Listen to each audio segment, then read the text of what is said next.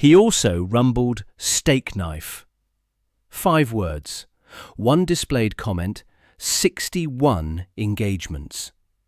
The sentence credits an unnamed he with exposing the most consequential British agent of the Troubles. The thread's subject is Brendan Hughes, the Belfast IRA commander Republicans called the Dark. And the claim is the kind that, if true, rewrites the story of one of the conflict's most mythologized figures. Here's the first problem. The word Stakeknife never appears in the supplied transcript. Neither does the name Freddie Scappaticci. The comment asserts something the record it's attached to never once mentions. So this is a credibility test, not of Hughes, of the claim. 1 comment, 61 engagements, and an assertion that has to survive contact with what's actually documented. Start with the verb, because everything turns on it. Rumbled is British slang with a settled core meaning: to discover the truth about someone or something secret.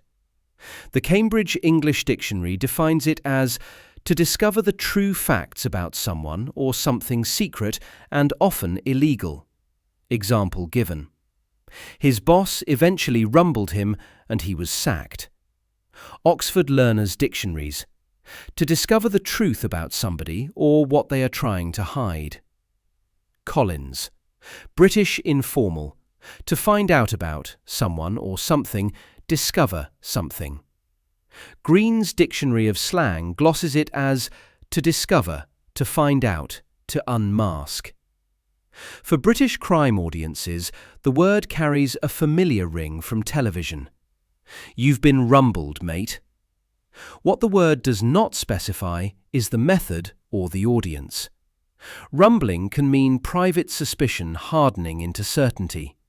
It can mean internal identification, knowing, inside an organization, who the agent is. It can mean operational exposure, acting on that knowledge to burn the agent and shut down their work. Or it can mean public naming, putting a name into the world where journalists and prosecutors can act on it. Green's dictionary also records a sharper, less familiar sense. In American underworld slang, to rumble could mean revealing one's own plans or exciting a mark's suspicions, an intermediate stage between ignorance and formal exposure. So even the slang itself carries an ambiguity at its centre. The word describes discovery. It does not describe the distance between a private suspicion and a public accusation. 4 meanings, 4 different bars of evidence. The comment doesn't say which one it intends. Test each against the record. Suspicion? Hughes was openly suspicious of the IRA's internal security unit and its leadership. That is documented. Private identification? Plausible, but no surviving document shows it. Operational exposure? Unsupported.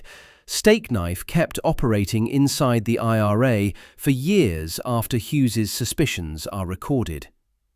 Public naming? Contradicted. Journalists named Freddie Scappaticci in May 2003, not Hughes.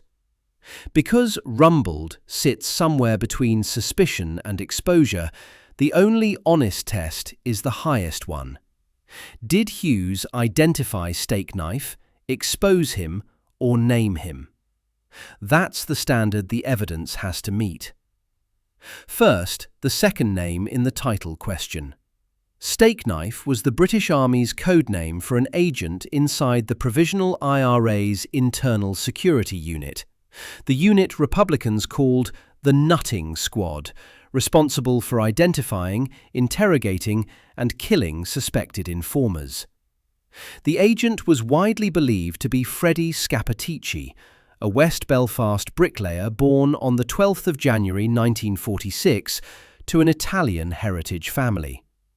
Scappaticci joined the IRA in the early 1970s and rose through the security unit.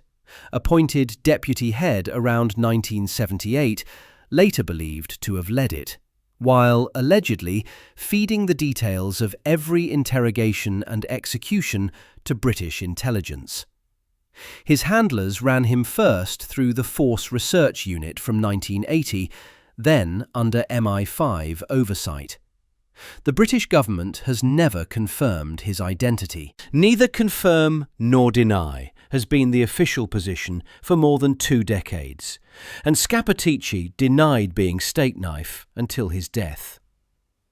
Operation Canova, the independent police investigation established in June 2016 and led first by John Butcher, then by Sir Ian Livingstone, examined 107 case referrals, accepted 47, and linked the agent personally to 14 murders and 15 abductions.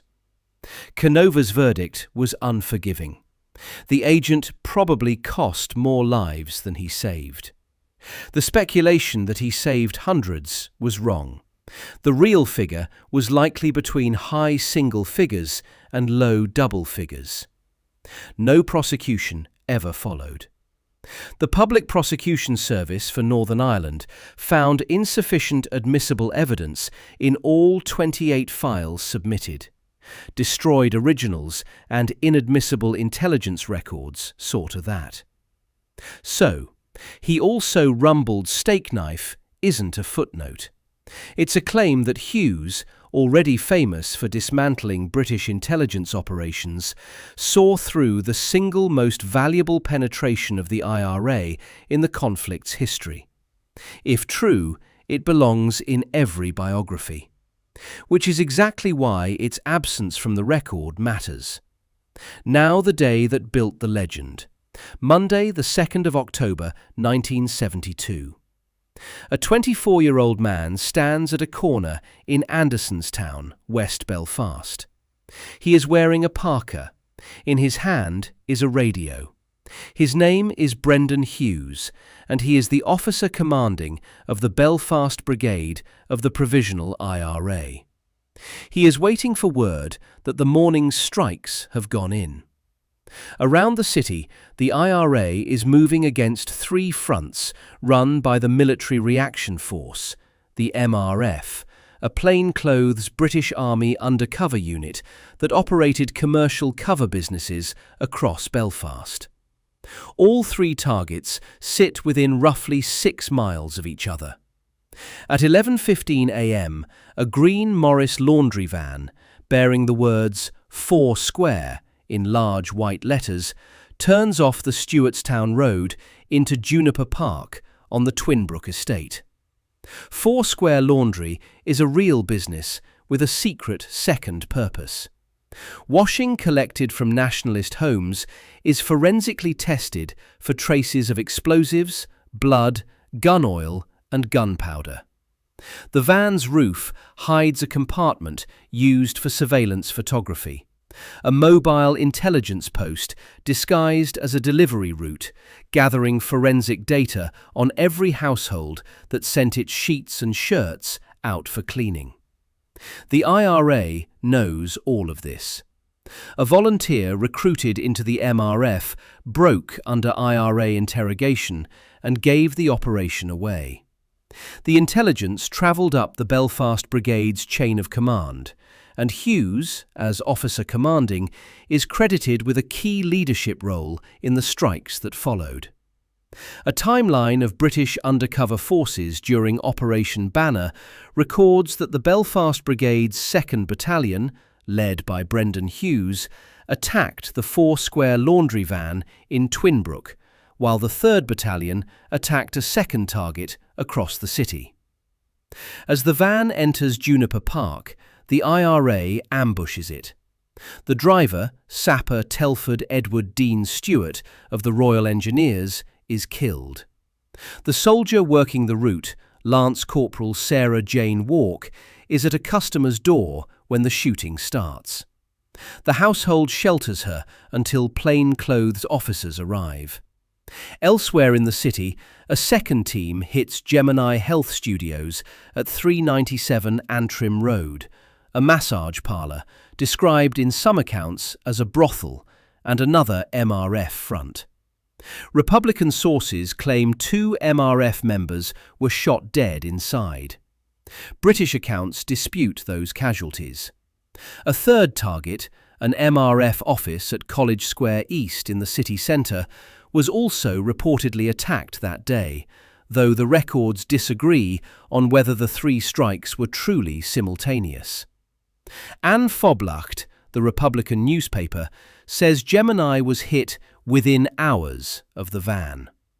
The exact choreography of the morning remains contested. What the records agree on is the result. The MRF's front company network in Belfast was shattered. The unit was disbanded and replaced the following year by 14 Intelligence Company. A British Army situation report sent to the Prime Minister's office in October 1972 described the intelligence contribution the laundry had made and linked its loss to officer-level arrests in Andersonstown. Hughes, looking back decades later for the Boston College Oral History Project, called the operation a great morale booster for the IRA and for the people that were involved. One caution about that opening image: the Parker, the radio, the street corner. Those details come from a dramatised retelling, a scripted documentary reconstruction, not from Hughes's own recorded recollections, and not from any contemporaneous document. The documented core of the day, the van, the ambush, the targets, Hughes's command role, is solid. The staging is narrative. And here's the gap that matters. Grant the whole operation. It happened in 1972. Stakeknife's recruitment into British service came later in the decade, around the time Scappaticci took his senior position in the Internal Security Unit in 1978. The timeline alone means the Foursquare operation can't be the moment Hughes rumbled that specific agent, because the agent didn't exist yet. The British Army had not turned him. He was still, at that point, an up-and-coming Republican in Belfast. What the operation proves is capability, counterintelligence skill, a track record of taking apart British intelligence fronts. That is why supporters find the later claim plausible. Plausibility isn't proof. The reputation that carries the claim has a name and a documented origin: the Dark. That's what Republicans called Hughes. British troops, who knew little about him beyond his dark complexion while he was on the run in the early 70s, called him Darky. The nickname travelled from British military slang into Republican reverence. Hughes himself confirmed the origin in later interviews. All the British knew of his appearance was his complexion.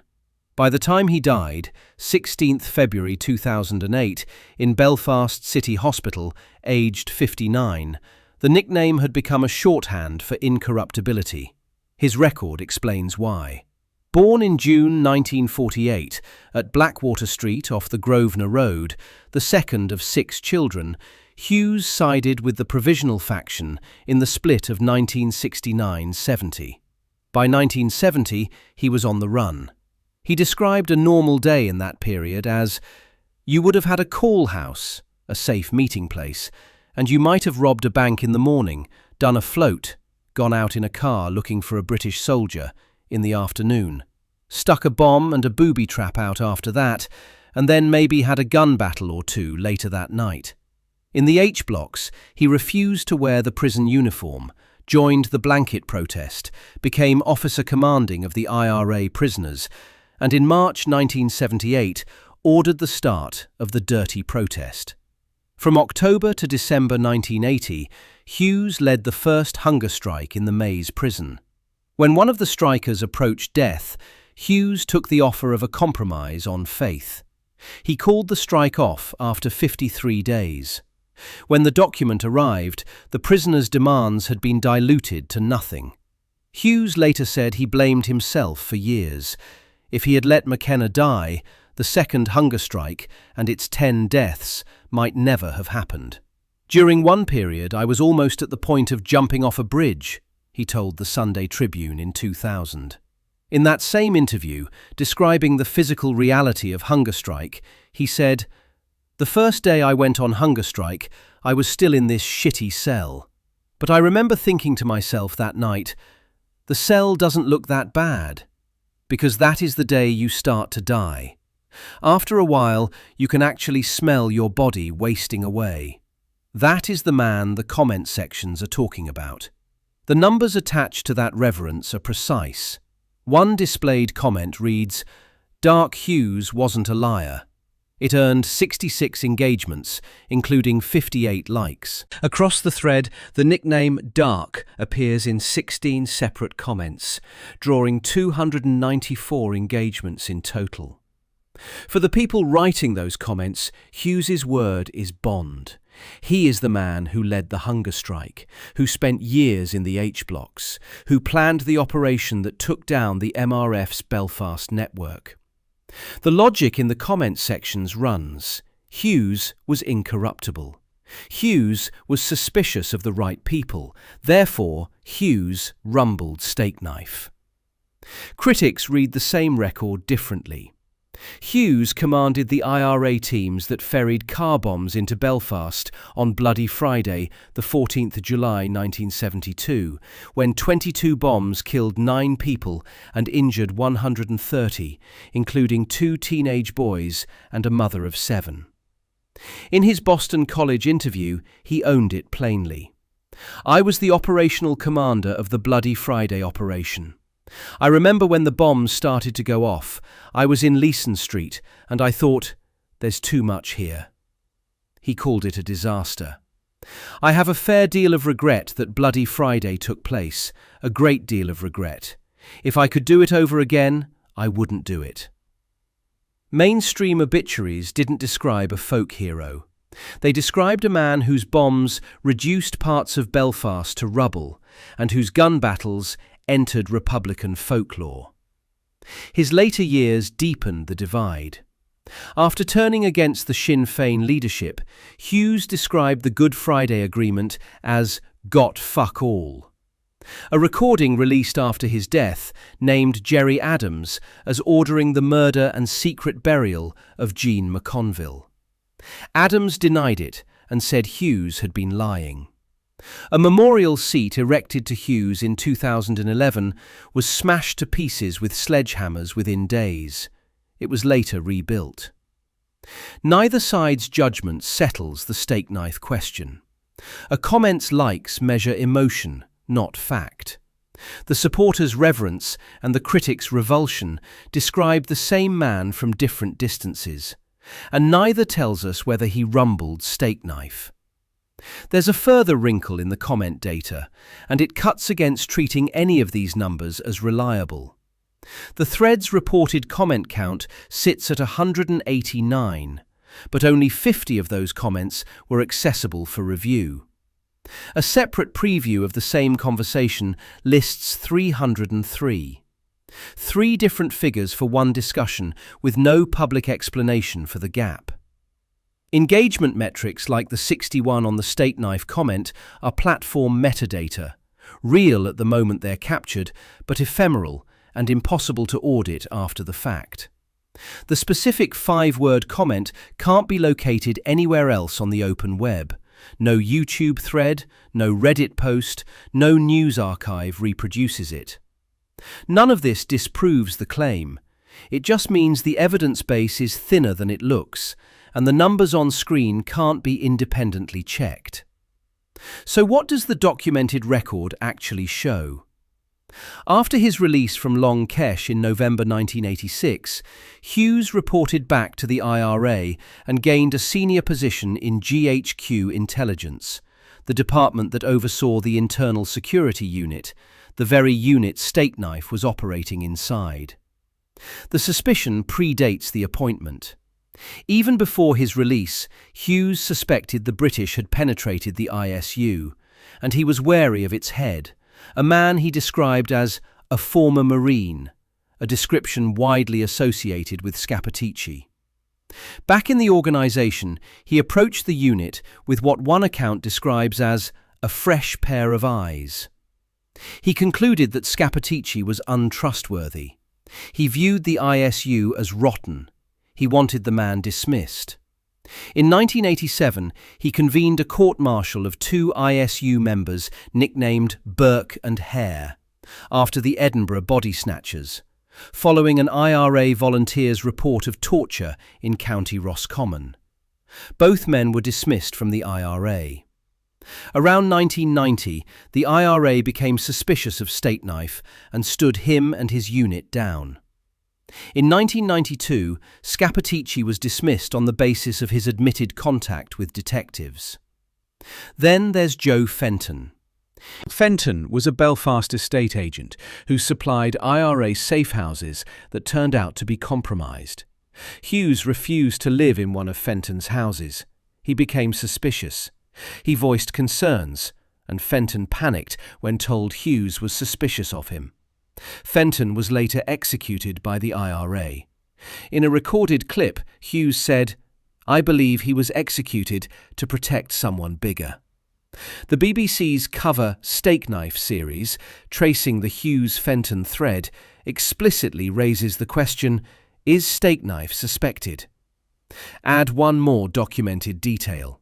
Anthony McIntyre, the former IRA prisoner who would later conduct interviews for the Boston College Project, wrote in The Blanket in May 2003 that while in the H blocks in 1986, he told Hughes it would make strategic sense for the British to place an agent in the upper echelons of the IRA's internal security department.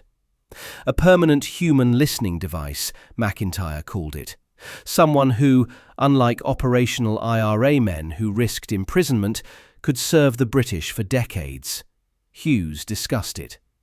Now line those facts up. Hughes suspected ISU penetration before he left prison. He distrusted Scappaticci specifically. He thought the ISU was rotten. He pursued the Fenton thread looking for someone bigger. He was told, by a man he trusted, that the British would logically place an agent exactly where Stakeknife was. The suspicion story is coherent. It's even compelling. Suspicion is documented.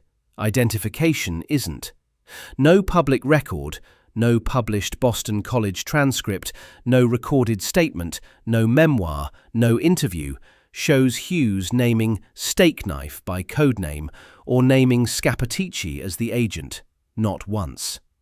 The most explosive testimony Hughes ever gave, recorded for the Belfast Project and published by Ed Maloney in Voices from the Grave, was saved for other allegations. Bloody Friday, the hunger strike, the McConville accusation. The Stakeknife claim isn't there. The closest thing to the comment in the public record is a Reddit thread where a user wrote that Hughes was probably ahead of the game in detecting the army agent Stakeknife after the murder of Joe Fenton. Probably. That single word carries the whole distance between speculation and evidence. And the one moment when Stakeknife was publicly named had nothing to do with Hughes. In May 2003, journalist Greg Harkin confronted Freddie Scappaticci at his home in West Belfast and accused him of being the agent. That was the unmasking. It came from the press. Scappaticci denied it, left Northern Ireland for England, and died there on the 20th of March 2023, aged 77. No confession, no admission, the government still maintaining neither confirm nor deny. Operation Canova, for all its force, didn't publicly name him. Its 2025 report refers to one individual. Where does that leave the claim? There's a three-way distinction that matters in evidence: proved, disproved, and unverified. A fact is proved when a prudent person would act on it. It's disproved when its non-existence is so probable that a prudent person would act on that. And it's unverified when it's neither. Failure to prove something doesn't make it false. Absence of evidence isn't evidence of absence. By that standard, the claim fails the proof test without passing the false test. There is no positive documentation that Hughes identified Scappaticci as Stakeknife. There is also no documentation that he never did. He is on record distrusting Scappaticci, suspecting ISU penetration and hunting for someone bigger. None of that is codename level identification. None of it's exposure. None of it's the act the comment describes. What did Brendan Hughes actually know? The evidence can't answer that.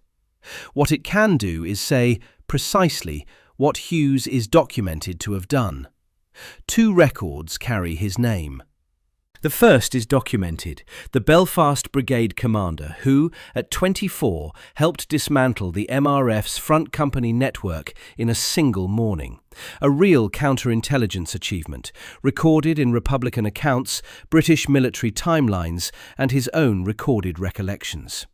And later, the GHQ intelligence figure who distrusted the ISU, pursued the Fenton thread and pushed to dismiss the man who would become the most damaging British agent in IRA history. The second record is the mythic Dark, the incorruptible hunger striker whose word in the comment sections is treated as bond, the man who wasn't a liar, whose name alone is meant to settle the argument. The gap between those 2 records is where he also rumbled Stakeknife lives. The first record makes the claim feel possible. The second makes it feel true. Neither makes it documented. What would move it from law to fact? A declassified intelligence file from the Force Research Unit, or MI5, attributing a near exposure of the agent to Hughes. A contemporary statement from Hughes himself, on tape or in writing, naming Scappaticci as Stakeknife. A confession from Stakeknife or his handlers. An operational document from the IRA's GHQ intelligence era showing Hughes identified the agent by codename. Any one of those would settle it. None of them is in the public record. Brendan Hughes died on the 16th of February 2008, aged 59. Freddie Scappaticci died 15 years later. Both men took their versions of the story with them, and neither version, as recorded, as transcribed, as published, includes Hughes naming Stakeknife. Within the permitted evidence, no material establishes that Brendan Hughes personally rumbled Stakeknife. Unverified. Not disproved. That distinction is the honest verdict. The 1972 operative is real. The suspicion of penetration is real. The leap from those facts to "he rumbled Stakeknife" is a claim waiting for evidence of the same magnitude, and until that evidence appears, it remains what it started as. 1 comment, 5 words, 61 engagements.